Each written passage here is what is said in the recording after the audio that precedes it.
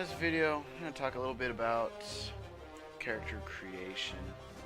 Different character creations, and then you got your classes, your races, classes, and some new things called paths, which I think is pretty cool. So first thing, create character.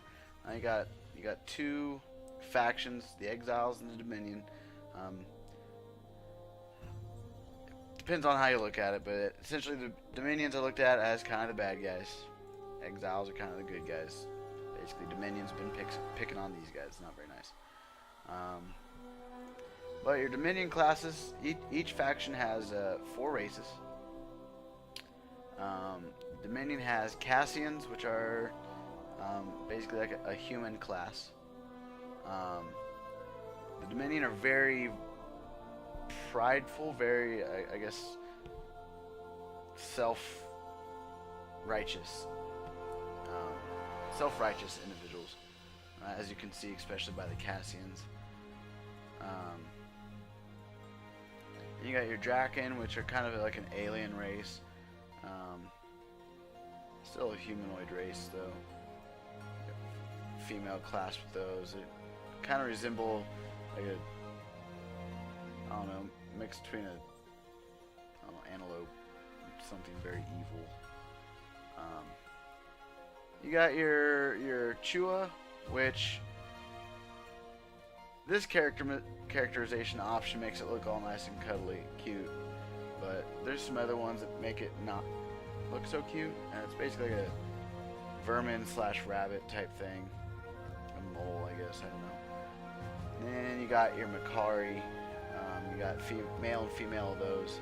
One thing I don't understand, why they don't have a different genders for the Chua, but yet for a robot they do. I don't know.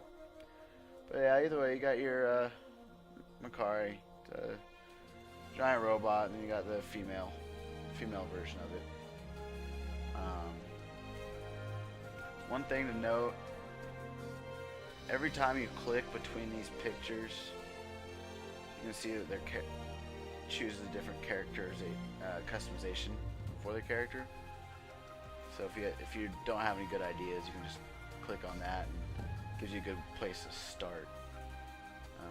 And each race, as you can see down here, has a different assortment or different amount of classes that race can play. Your human type characters, they can play them all. They can be all of them. You can see the same thing on your Exile side. Your Exile humans, kind of the same thing as your Dominion Cassians. Cassians is still human. You just got your Exile humans that they look more relaxed, they look more chill. This guy's just hanging out. The main difference between the Cassians and the Exile humans, aside from the fact that their stance looks different, is you have different hairstyles, you have different skin colors, and just customization options. Next one is your Orin. They're like a little small mouse people, which is cool enough for the female version because it's all cute and everything. You got a cute little stance, but then you got the males, which just kind of throw you off because they look stocky, but at the same time they still have this cuteness to them. And on top of being really small, it's just kind of, I don't know, it's weird for me. And then the complete opposite are the Granok. The Granok are large rock people, which I think in a sense is pretty cool. You got a female version of it. I think it's a badass looking class. And then you got your Mordesh, which your Mordesh, they're pretty much, they're cyborgs really. As you can see, they got little robotic parts all over them. They don't actually have any bone right there, which is kind of weird. But they are alive, they are living, so I'd say they're a cyborg. And same thing, shows down here what races can be, what classes. So now on to the classes. You have, I guess, I'll show you on the humans since I can select everything. You got your warrior, which is your basic stand there, smack the hell out of the creatures and whatnot. You get a massive two-handed sword. You just kind of go hardcore on these on the mobs and bosses and whatnot, all melee style. You can either be a tank or a DPS. You can play one of those two roles. And you got the engineer, which is a DPS class. You use a giant two-handed gun cannon. As you can see, it kind of shows an outline of the style of weapon you can play. As I mentioned, they're a DPS class. I don't believe they have any healing options or anything like that. I think it's just DPS. You got your Esper. That is your actual spell caster. They are a caster. They have a couple spells, abilities that allow them to be more melee, in a sense, which I'll make another video kind of show you a little bit about the Esper. Won't be a brand new video. It's a character I've already been working on, but you do have abilities that can show for Esper that can do melee. Their weapon type is you have this thing called a Psyblade. Basically, different Psyblades have different looks to them, but that's basically what they look like. It's like a spinning blade disc of doom. They use psychic abilities. It's pretty cool. You got your. They can also heal. They can also be strong healers. You got your medic, which as far as I know, all they do is heal. I think they have some damaging abilities, like they damage and heal at the same time, because otherwise it'd be pointless to level 1 if you could never do any damage. So they've got some damaging abilities, just nothing that they can go main DPS, I don't think. Then you got your Stalker. Your Stalker is a melee. It uses 2 claws, and being that they're kind of like a rogue from like World of Warcraft, they're not like warriors where they do slower, bigger attacks. I think the Stalker does just smaller, faster attacks, if that makes any sense. But yeah, they can go stealth and whatnot, like and use abilities like that, so that's cool. You got your Spell Slinger. They are a caster, but unlike traditional casters, you can run and gun with them. They do use spells, but they also have physical abilities, considering you're using guns. You're using these dual pistols here. You do use a variant of spells and things like that, but the neatest thing about them is for the most part you can run around and shoot at the same time. Alright, on to your paths. You got 4 different paths. You got the Soldier, Settler, Scientist, and Explorer. The thing about your paths is you unlock new things to do with the paths as you're out questing. They're not really side quests so much as they're just little additives of things you can do. Each path gives you a different amount of things that you can achieve. They give you different path abilities. They give you can unlock items with it. You can unlock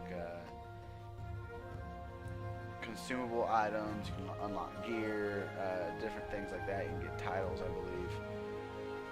The Soldier, basically, you'll go around finding these little stations that you click on, and you get waves of mobs. You kill them.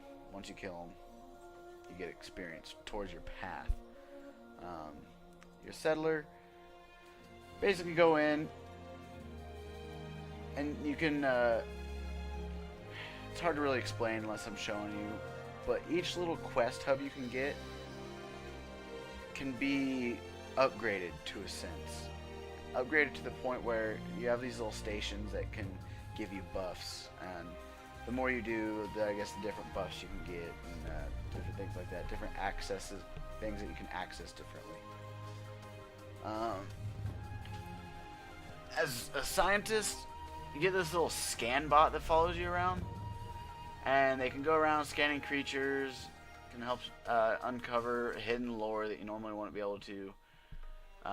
able to find if you're kind of the lore type person, which is not sort of my forte, but I mainly just like gameplay. Then you got the Explorer, which the Explorer is basically what it sounds like. You go out and you explore places. You get credit for exploring the whole map. They have these little missions called scavenger hunts, where you go out and you find different objects. Then you can also place these flags, which essentially says you're claiming Nexus for your faction, which is cool. It basically allows you to go everywhere on the map. You know, just finding neat places to go. And each, I know with the Explorer you get there's specific doors that you can open up that allow you to get to specific areas that only the people of that path can open up. I know the Scientist has a few. I'm not exactly sure about Soldier or Settler.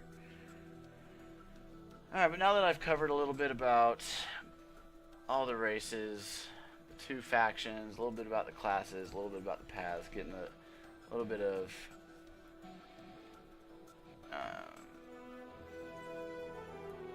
character customization, actually. Sorry about the pauses. It's been a long day. Just got off work, so. Alright. But I'm going to go with Mordesh. It's one race I don't have yet. Just going to go back and forth, see if I can get I'll go with that. It's a good starting point, I guess. You can go choose your face style. You have several different styles you can choose. I think I'll go with this guy. I just kind of like the whole thing over there. I mean, it's kind of weird that you can see the teeth and whatnot. I think it'd be better if that was darker, but what are you gonna do? Otherwise, I think it's pretty cool looking. If you go to customize face, you can literally customize just about every aspect of the face.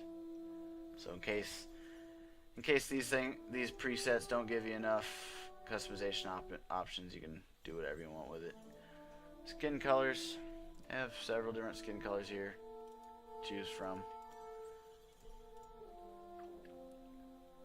One thing I like about the customization on Wildstar is they don't go so overboard where it's like, okay, we'll let you choose exactly how many freckles are on the face or what angle the ear is pointing at. But it's not so few, whereas, okay, you click one button and this is kind of what your character looks like. So it does give you plenty of options. You can, that's good, you got a little brain there. You can choose specifically everything that you want on there. Enough options that still make it pretty cool. Give you a little freedom what you want to do. I'll just go with this for right now, because otherwise, if I really want to go with your metal dreadlocks here, but they don't let me show the hair color, so I'm just gonna go to this where you can show you the hair colors. You got different hair colors here, so you can either make it match the skin color or not match the skin color. But like I said, I'm gonna go with metal dreadlocks. I think that goes pretty well with the whole face I chose here. Whenever you go to eye color, the neat thing about eye color is, yeah, it chooses the eyes, but it also chooses the color of underneath your little face mask, all the little accent lightings, all your little, right here, your forearms, your shoulders, even the little buttons right there. So you can choose all of this, which I think is pretty neat. Like I said, you can make the whole character match, you can make it, the colors clash. I think that looks pretty neat. You got facial accessories, which can be attributed like a beard or, facial hair from a human. You get little things on the cheeks there, on the jaw, nothing. Stuff like that. Which I think for my character, I'm just gonna go with nothing. I think that'd be alright. And your body type, you can choose whether you want them to be fat, really skinny, maybe a built chest. I mean, as you can see, this guy's kind of got a wider waist. As you click through them, they change their body styles. This guy's kind of average. This guy's pretty beefy. More skinnier. This guy's really skinny. This guy needs to go on a diet, I think. Pretty sure. Really kind of like this one. It's kind of your average build, I guess. And with using this option, you can save or load your character skins. That way allows you to, if you remake a character and you don't want to have to go through all the options again, like say you've made more than one Mordesh or whatever, and you're like, hey, I really like the way this one looked. Well, this gives you a link so you can save it and copy it. So since that's how I wanted to look, I like it. Click accept, and it's on to choose your name. Choose whatever you want.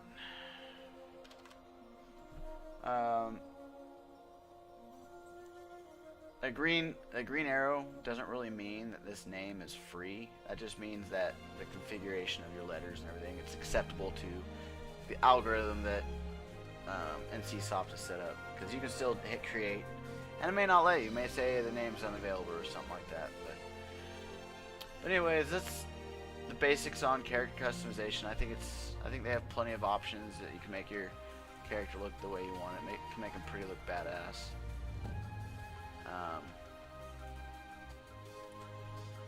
But yeah, so give it a like, give it a subscribe. I'm new to YouTube, so let me know anything I can change, anything I can do better. Awesome. Thanks for, hope you enjoy the video, and thanks.